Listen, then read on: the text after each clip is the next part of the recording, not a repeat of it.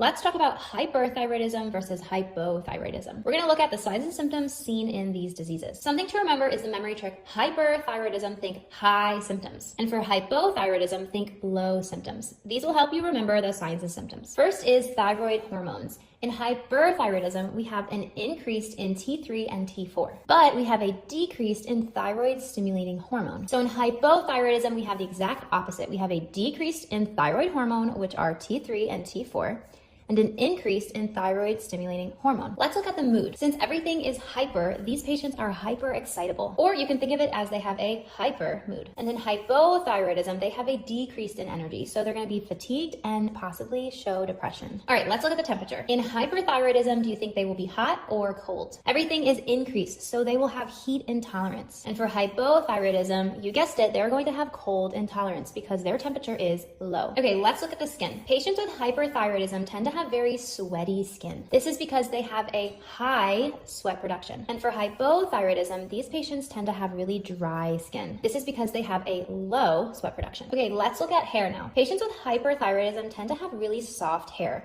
This is because everything is increased and growing. As for hypothyroidism, these patients tend to have hair loss. Again, everything is decreasing. All right, let's look at appetite next. In hyperthyroidism, they have an increase in appetite. And in hypothyroidism, they have the exact opposite. They have a decreased appetite. Okay, now let's look at weight. For hyperthyroidism, you will see weight loss. You're probably thinking, wait, weight loss is not hyper, and this doesn't match with our hyper think high symptoms.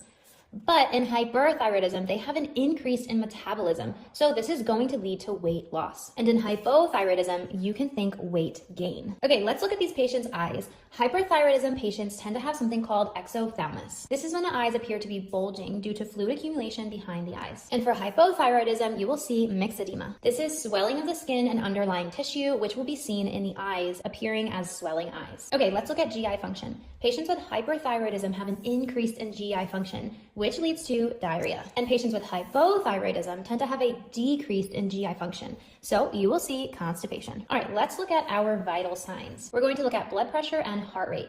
In hyperthyroidism, you guessed it, they have an increase in blood pressure and heart rate. And for hypothyroidism, they have the exact opposite, which is hypo, think low blood pressure and heart rate. That's all for hyper versus hypothyroidism. You can see how remembering hyper think high and hypo think low really helps you remember all the signs and symptoms seen in this disease. It makes select all that apply questions a little bit easier when remembering it this way. You can find more helpful comparison charts in the new 2024 edition of the Complete Nursing School Bundle. Happy studying, future nurses.